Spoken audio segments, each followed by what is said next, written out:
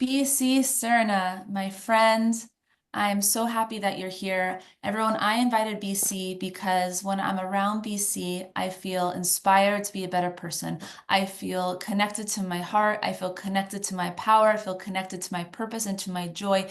And that's just in who he bees, the energy that he carries when whether he's stepping on stage to inspire and support teenagers to fulfill their purpose, or whether you're fathering, or whether you're in friend mode, or whether you're coaching leaders. Whatever it is you do, BC, you bring this beautiful energy with you. And I think it has a lot to do with the fact that you have faith in your heart and that you are really committed to living a life of purpose. Welcome. Oh, thanks. Thanks so much. Can everyone hear me? Yes. Oh, thanks. It's an honor to be here and yeah, just so inspired by you. I know we've done multiple community calls like this in the past, Charlene, so just honored to be part of it and what you cultivate and how you do it. I'm stunned. Like how many speakers you got, how many the website, the brand. I mean, like your heart is so huge and I'm truly honored when you asked me to do this. I was like, of course, right away and so thank you so much. Thank you. Thank you, honey. And yeah, you're a huge heart. That's what I see in you. The last time I saw you was in Colorado when you were producing an event for high schoolers to connect to their purpose. Is that true? Yeah.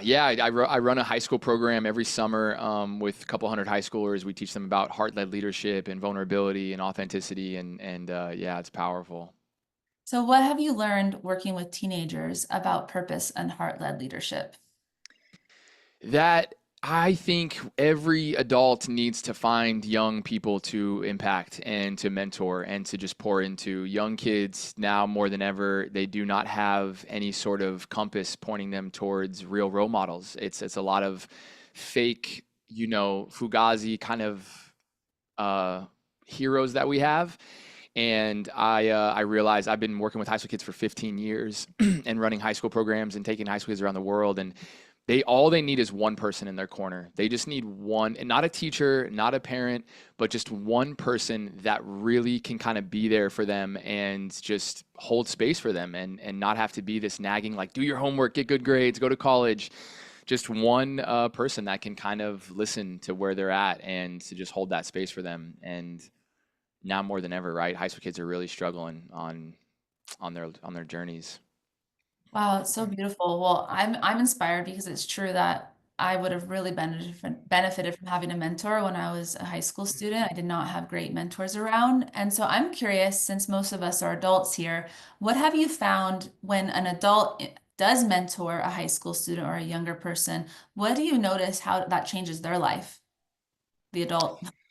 I mean, Harvard did a study, and Harvard did this massive study with tens of thousands of adults, and they found out that every single successful adult had one loving or caring parent in their life, and it's changes their entire world. It helps them feel safe in their nervous system. It helps them feel like they aren't just them against the world or that they're broken. And so, yeah, it not only impacts this kid's life, but it helps them start to realize how they can stop bullying in their school or go sit with that kid at lunch that is eating alone or, volunteer in their own communities. And so it's a ripple effect. Kids realize the power of purpose at a younger age. And they're like, man, like me and my high school community can do a food bank or go volunteer and clean a park on the weekend or there's so much richness in it and kids have so much more like when a kid says something it like vibrates so much more than when an adult sometimes like us adults we have a lot to say and everyone once you get enough wisdom everyone's saying the same thing but when a kid like a 15-year-old kid is like yo I want to change the world I want to change my community everyone's like whoa let's listen to this kid let's fundraise with this and so yeah it really kind of amplifies it. That's so awesome. It's true, right? We want to listen. We love supporting young people. And so the adults that you've inspired to mentor the young people, what have you noticed changes in their life, in the adult's life? So this is like my whole thing. So I mentored high school kids, thousands of high school kids for 10 years, and then when I turned 30, I was like, I needed to create leaders. I need to create more mentors. So then I started mentoring and coaching people on how to become a mentor and coach for high school kids, and it's probably the greatest full circle moment of my entire life because when you mentor, when you volunteer, you realize the value of time. You realize, like, the right now, all of our life is based in transactional relationships. Like, do I have enough energy to go do this? Do I have enough time to go do this? How are you going to pay me? How am I going to get something from you? And when you volunteer with high school kids or even young kids, when you coach little league or whatever it is, you're like, wow, these people can do absolutely nothing for me, and I'm learning what the actual meaning of sacrifice and love actually is. And so your perception of time, your perception of love completely gets radicalized, where you're like, oh, now I know the value of my time because I'm helping people who can do nothing, maybe like nothing, transactional for me. And when your relationships go from transactional to transformational, these kids feel it, and they kind of are like, wow, why is this person hanging out with me and coming to lunch with me and coming to my sporting events? And yeah, it's really powerful. Wow, every spiritual tradition speaks about service. Every single one across time, wisdom tradition speaks about service and giving being the highest expression of our spirituality of life. And so to truly give in that way, what I believe is that we only receive what we give. And so while that kid might not be directly giving back to us, we will actually receive so much by genuinely contributing and giving to someone's life and making a difference. And even if we just feel better, just the very feeling state of feeling like I'm doing something good changes our whole outlook on life, right? Yeah, 100%. Yeah, I think it's how we become anchored in our purpose. I think our purpose anchors us so that when storms come in our life, through heartbreak, through death, through whatever storm comes, if we are anchored in, like, I'm here for something bigger than myself, then we can find a sense of levity in the pain, where we Mm. can find, like, we're going through something really hard, but like when my dad died, it was super hard, but the next day my high school kids had a basketball game, and so I went to their basketball game and supported them. And so it really kind of grounded me in, like, this painful moment in my life, but yet, like, I could still show up in a way that is I don't know, it anchors you. The world is chaos, and there's so many storms that come and things that throw it out of alignment and throw us out of integrity. But yeah, your purpose, it can really help you stay above water on your hardest days. Okay, so let's dive into purpose a bit. Let's start at the level of the person who has the idea about purpose. They want to live a life of purpose, and they maybe are purposeful, but there's a lot of people who don't feel like I know what my purpose is, and they pursue it and they look, and it can feel like this thing that they can't find, which, if anyone, I'm curious, put in the chat if anyone who's here has felt that. I have felt that. And it actually has caused me to suffer, which is ironic because the whole idea of purpose is that you're living in this beautiful life and contribution, and yet the pursuit of purpose can make it actually all about you. And it Yeah. actually is very selfish, and then that causes you to suffer. And then there's people who something awakens in their heart and they see a path and they see a way they can serve and they have a sense of purpose, and that can evolve. But let's start at just that foundational level of like, all right, I'm committed to living a life of purpose, but what is it and how do I know what it is? How do you think about purpose when you're in that state? So the wherever the easiest way to figure out your purpose is to reflect on your life and ask yourself, what was the hardest part of my life? What was the most difficult? Was it having a single parent? For me, it was high school. I never felt like I fit in. I never was good in sports or grades. And so when I was 22 years old, I went and started to mentor high school kids because I just was like, what's the hardest part of my life? And so then when I turned 30, I asked myself, what was the hardest part of my 20s? And I was like, I didn't have community. I didn't have understanding of trauma and limiting beliefs. I didn't have a mentor or a coach. And so I created that. And so looking at your hardest parts of your life in hindsight, what do you wish existed and who do you wish you had in your life? And just become that and create that. And it seems weird because I know we live in a world of social media and life coaches, and life coaching a lot of the times comes in transactional, experiences as well. But mentorship is really being like, all right, who's someone that I see? Like, if I can see a 22-year-old that's like chasing his dreams and his goals, I'm not going to try to sell him my coaching program. I'm going to like try to see if I can help his life and, be like what I wish I had when I was 22 years old.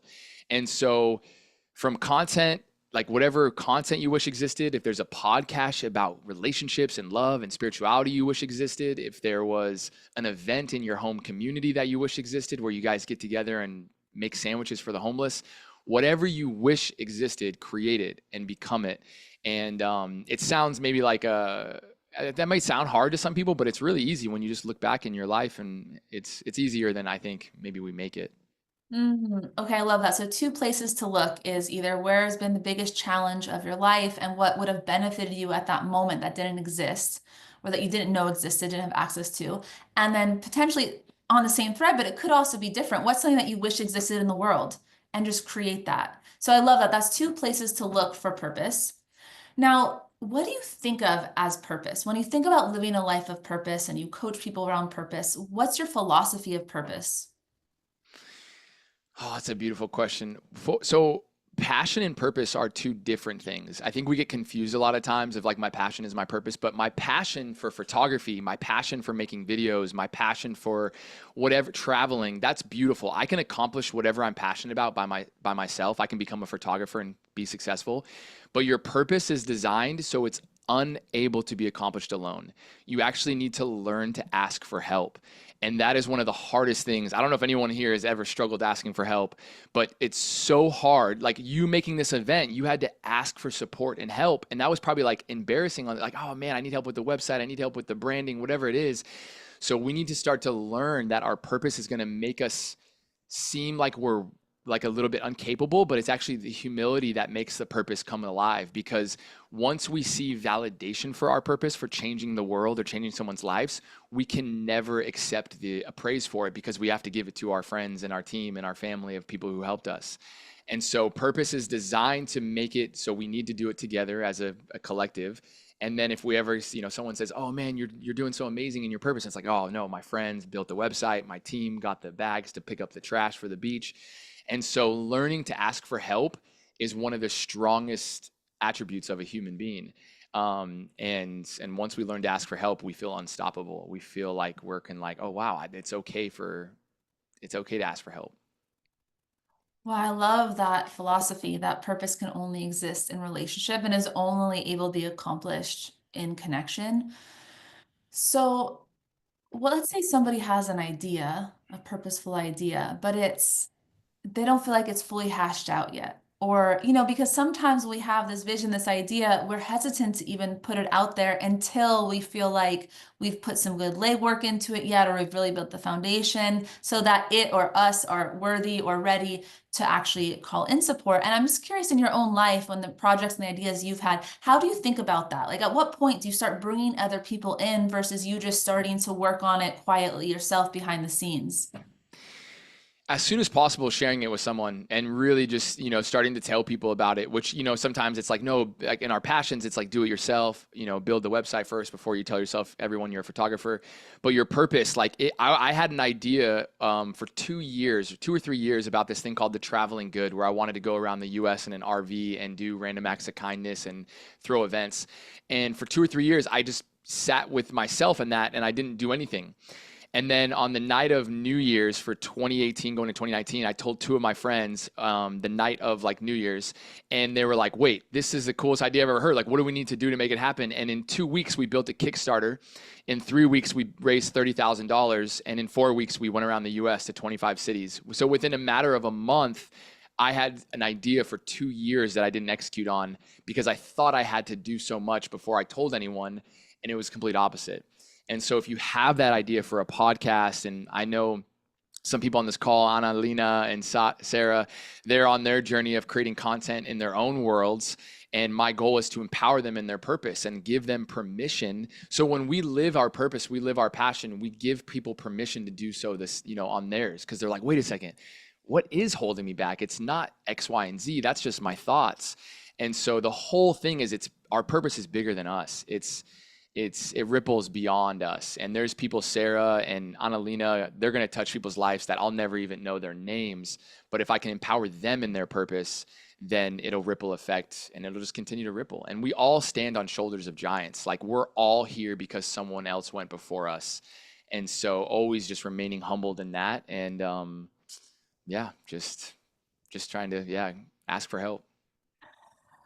ask for help. And many of us live in America that are on this call, and we've grown up in a very individualized culture. And the individualism was important, right? To not be codependent, not to be dependent on government, to know that we have our sovereignty. That is an important skill. But then many of us now are learning healthy interdependence. Of like, okay, I have my center, I've got me, I know that I can XYZ, take care of myself, build something. That is an important skill, right? But then to be able to expand out and say, okay, but my life is actually about others. My life is actually about relationships and community and re-embedding myself in an ecology of both nature and animal and human, and not seeing ourselves just as individual, independent. I had to really heal the lone wolf. It's actually been a huge limit to my success in my life. Because of my childhood upbringing, I learned the skill, and it is a skill. Sometimes our greatest gifts are our greatest shadows, right? Like I became very independent, I could take care of myself, very resilient. That's a skill.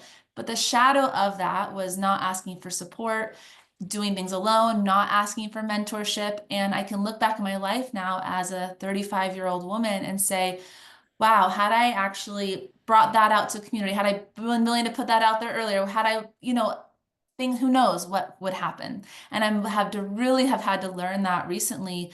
And actually around purpose, and I'm curious, I'll ask you a question at the end of this. I'm curious your take. So, what I realized along the way, even though I thought my life was about purpose, I started thinking about purpose when I was 20, 21, which is young for most people. And so I've spent the last 15 years studying purpose, thinking about purpose, living a purposeful life, not having a regular job since I was 19 as an entrepreneur, and creating a lot of value in the world and being aligned with purpose. And yet, it took me until only a couple years ago to realize that the way I was thinking about it was actually still very, very self-centered. It was still about what do I want? What makes me feel good? What will make me successful? What am I here to do? What do I? And when I started to really look out, and it doesn't mean I lose myself, but it's like, okay, I'm good. I don't need to keep thinking about myself. When I actually started thinking about what can I provide in the environment I'm in right now? What can I give to the person in front of me? How can I leave this space, this environment, whoever, better than I found it? And really started looking out. You wouldn't believe, but my whole life started elevating as soon as I stopped thinking about myself so much. And not trying to figure out my perfect purpose either, just living purposefully, which to me at a fundamental level is what can I give? It's being a giver. And so I'm curious how you think about, right? Because you called out some of these beautiful women here who are making content, maybe making a podcast. There is a very personal element to that. What's my message? What do I say? How do I want to show up? How does that look? What's my vibe? What's my brand? Like these are personal inquiries in order to serve. And I'm just curious how you think about the kind of the personal and then the interpersonal, the contribution aspect of purpose. Beautiful, Charlene. That's a beautiful question. Yeah, I think the biggest thing is really trying to just fail forward, like just really create and fail and try again and just know that it's going to be messy. And I've done fundraisers that failed. I've raised money for nonprofits and I've hosted many things that I guess you can say they failed, but at the same time, I learned something from it. I learned a way to raise money. I learned a way to host events. I've learned just from like creating. And so I think a lot of us are thinking how to discover our purpose or our passion, but it's just creating it. And so it's really being like, what can I make that doesn't, that it's just going to help me move forward in life. And we get so stagnant because of there's a million doors. I could do a million things. I could create a million ideas, and then we do nothing with it. And so just being willing to fail forward. I was really fortunate that when I started my journey, I didn't have social media. So I was traveling the world, helping nonprofits and charities and giving clean water and resources to all around the world, but I had no social media, so I had no place to compare. I just was creating from a space of like people need help. And then I think when social media came, I was like, oh, cool, this is a great tool to leverage to build community and raise more money. But I think right now we get so stuck in comparison of how everyone's doing X, Y, and Z. And my goal is to just get people to just start. You got to just make that first video. You have to swim. You have to just completely like start creating that and get out of your head and your way and doubts and fears. And yeah, so just kind of moving forward with it, regardless of what it is. Just start creating. That was a message I got a couple years ago too. Just really, just start, just create, just put things out there because life gives us the feedback. we will Yeah. be revealed what's aligned or what's misaligned or what people actually want. But if we are only in our head, we'll never know. We can't get our own feedback from ourselves. So I love that message. Just start creating. You said something earlier that I want to get curious about. You said in the Harvard study that all successful people had at least one loving parent, one loving, supportive parent. Or Now, adult. adult, so either Yeah. or. Now, there may be people here that didn't have that. I didn't really have that. And so I've had to do a lot, probably because of that was also one of the reasons why my success has been slower than it could have been, for sure. I've had to spend a lot of time and energy and resources on rewiring how I think, what I think about myself, etc. But for the people who didn't have a really amazing mentor or parent in their life, and yet they're committed to being successful, what have you learned about? 'Cause I know you work with quite a few people that maybe didn't have that. What have you learned about how to live a successful, purposeful life independent of the past or circumstances? Yeah, it's a great question. I think the way I view it is you know, sometimes we get really mad and frustrated about our past and we can't change the past. But I believe time travel is real, and I believe that if you want to change the past, go help that version of yourself that you wish had. Once again, you know, just really being like, wait a second, like, what do I wish I had in my teens, and when I was in my 20s, and when I was in my 30s? And if you can help that person, then you almost help yourself. That's what, at the end of the day, that's what you're doing, is you're alchemizing all that pain. Like all those tears that you cried for not having a big brother or a loving mom or a supportive dad, all those tears that you cried can be alchemized if you go become that for someone that doesn't have a loving dad or a supportive mom or a big brother. And so I prayed for a big brother my entire life. I was like begging my parents to give me a big brother because we traveled so much growing up. I never had any sort of anyone to talk about anything with. And so I just became a big brother to everyone that I can encounter, of just like, all right, how do I just be that? And in that medicine, I was revealed to me so much of me reparenting myself or big brothering myself, through becoming that. And so, like I said, the pain is the portal, finding out those hard parts of your life and just entering through that portal of helping others in those areas. I I hope that love that. answers the question. Is that right? There's no right or wrong, honey. I Okay.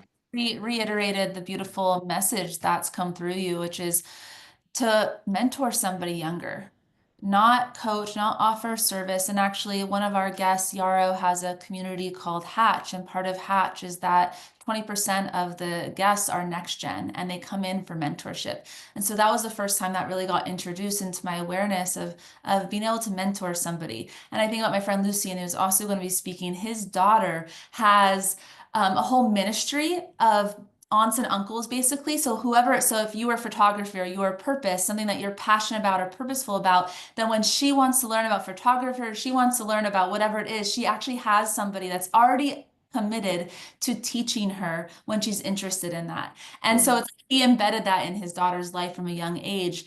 And I think it's a really beautiful message, especially around purpose, especially for those of you that maybe feel like you don't know what your purpose is right now. The most simple path forward would be go find somebody at the age that was very challenging for you, that you didn't have the support you needed, and go find that same age person and offer the support. So just a really grounded way to think about purpose, which I love. BC, and we have just a few minutes left. And so it could be about purpose, it could be about resilience, or just anything that's on your heart. In these few minutes, at this moment in time, what is something that you want people to think about, you want people to know, you want people to walk away with? If you just want to speak over us, like you came on this morning before we started and just basically prayed over me and congratulated me and reminded me that even if we just touch one person, right? I was hoping this event would be bigger. And he said, even if you just move one person, let that be a success, let that be enough. And so you just have a way of saying the perfect thing at the perfect time because you are so connected to your heart. And so anything that you want to share with us, and maybe you could even lead in with saying like how it is that you stay so connected to your heart. Oh, thanks, Charlene. Yeah, it's been an honor being here. I'm excited for this entire conference and this whole thing. And yeah, just continually pray, man. I pray a lot, and as much as I get caught in my head in the game of social media or business or life, I'm just always asking like God to use my voice and use my life. Like just be like, yo, if you could, God, if spirit, whatever you guys want to call it, you know, if you had to my avatar to control for one day, what would you do? And it always leads towards I would forgive first, I would love first, I would become offensive with love, like I would move energy. And so I just always, I guess one of the last things kind of thinking about it too is like I always think of changing the world as like in a Rubik's Cube, and every color has a different meaning. So some people are planting trees, some people are cleaning the ocean, some people are helping homeless, some people are helping kids in Africa get education or clean water. And if we can just choose one or two colors, every single one of us is moving it together, and we're not supposed to do all of it. We're not supposed to save everyone, but if we can plant a tree, if we can buy someone's coffee. I just read a statistic yesterday that when you do a random act of kindness and you buy someone's coffee, that person is 200% likely to do a random act of kindness that same day. And so just those little ripple effects really build our character. And the biggest thing I want people to step into their purpose is because it creates confidence. And I think everyone should have confidence with love, that when they have something that they want to share, that it gets from their heart straight out of their mouth, and it doesn't get stuck in their head of how can I apologize to my mom? How can I share my story online? How can I make this seem perfect? But right when something is activated in your heart, to allow it come straight through your throat, through your voice box, and immediately to someone else's mind. And so texting your mom, calling your dad, buying that person's coffee, really having a level of confidence that you feel unstoppable because yeah, your love in action in motion, and you are someone's answered prayer. So yeah, I appreciate being here. Thank you so much. Oh, that's such a great way to land purpose, because to me, it's less about what we do. That's a part of it, an important part of it for us to feel fulfilled. We need to be creating in the world. But in the day to day, to remove the filter between the thought of somebody and actually messaging them or calling them, or if you think about somebody that you love, like rather than just thinking it, you can bless their whole day by sending them a message, sending them a quick audio, even having a 5-minute call, complimenting somebody on the street. And so you said offensive with your love. Just say a little bit more about what you mean by that. Yeah, that it takes action. It takes the first step. It takes the first, you have to just be on the offense. You can't just be waiting to buy someone's coffee. You can't be waiting to bless someone's day. You have to intentionally ground in prayer and let yours, because right now there's only fear and love, right? And so fear cannot coexist with love. So if you're afraid to have that conversation, if you're afraid to feel these feelings, if you're afraid of our society and culture, then you have no your entire body is constricted. And if your whole body's constricted, you're probably not sleeping well, eating well, or loving well. And so when you pray and you breathe and you ground into your nervous system, your cells start to expand, and then you can actually become love, which is offensive, which it goes first, it moves. And yeah, just be on the offensive life. I think most people are on the defense, just waiting for the next thing to happen to them. And we spend most of our life in the passenger seat, and then one day we get really exhausted, and we're like, you know what? I wonder if I could steer the ship and get in the driver's seat, and then we take control and start to steer our life. Oh, okay, so be it. I love it. Thank you for being with me today. This was a joy and a great, important message that I'm taking something from away. I'm definitely going to go find, I don't mentor anybody young, but you've inspired me to do so. So Mm. I'm committing in front of all of you to find at least one person to Yay. go mentor. Yeah. BC, how can people connect with you? My phone number is, no, I'm just kidding. You can just find me on Instagram as my name, the bottom of the little square that I'm in, BC Serna, and yeah, find me on any of the platforms. I'm there. Shout out to Sarah and Annalena and Charlotte, my squad, some of my queens. Okay, thank you, thank you, thank you, BC. I love you. Bless your Love day. you. May you experience unexpected kindness today. And everyone, he puts out great content. So please follow him online if you want to. It's like an oasis. Anytime you land in BC's world, it's gonna make you feel better. Oh, amen. Thank you so Thank much. you, hon. Have a Love you beautiful guys. day. You too. See y'all. Okay.